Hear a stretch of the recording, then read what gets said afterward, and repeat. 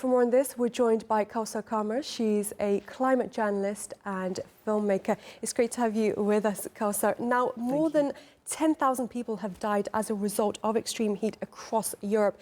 If this becomes the new normal, what kind of regulations can be put into place to protect workers?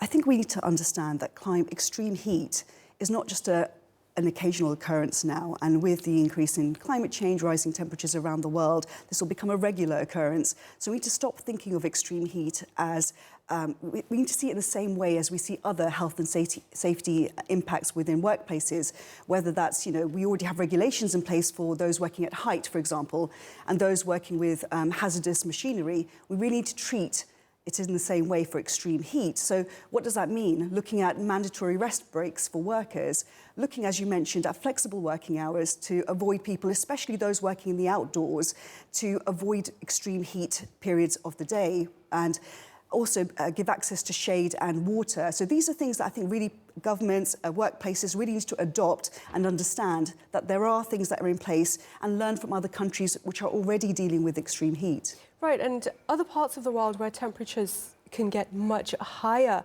impose work stoppages at certain times of the year. Is this a realistic approach that can be adopted by Europe that without impacting productivity?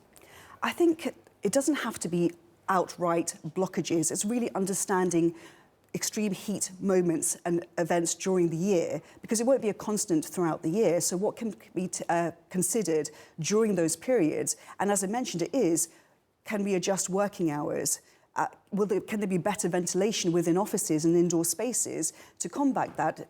Air conditioning units for workers as well, because I think the implications of not considering these things now can impact health later, reduce productivity, and really preparation is key. It's better to prepare than to deal with the cost of recovery afterwards.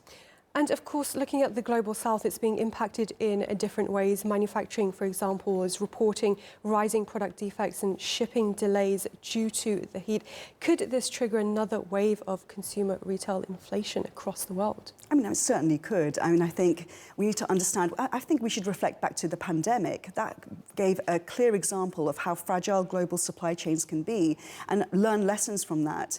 So, I mean, simple things like with rising temperatures, we're seeing infrastructure being affected, roads melting, so that trucks are not able to deliver goods. Every aspect along the chain needs to be considered in terms of extreme heat, but also other extreme weather events around the world that will increase in incidence due to climate change, rising temperatures, but also the impact of the Super El Nino. We need to consider what are the other impacts of these changing climatic conditions. How can we put that in place into our workforce, into our business practices, and into our regulations, and think ahead before it becomes too late?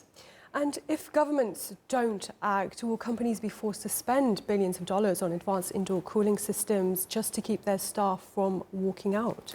I think the question to ask is not that can we afford climate resilience, it's can we afford not to? Because what will happen afterwards, as I mentioned, the cost of recovery far outweighs the cost of prevention. I'll give you an example. So I recently visited Pakistan in 2025 to make this documentary about the impact of climate change there.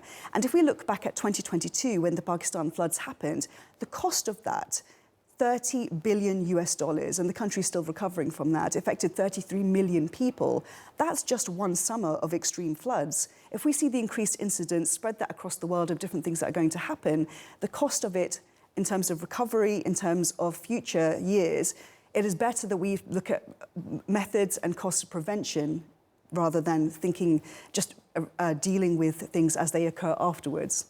Kawser Quamer, climate journalist and filmmaker, great to have your insights. Thank you for joining us here on TRT World.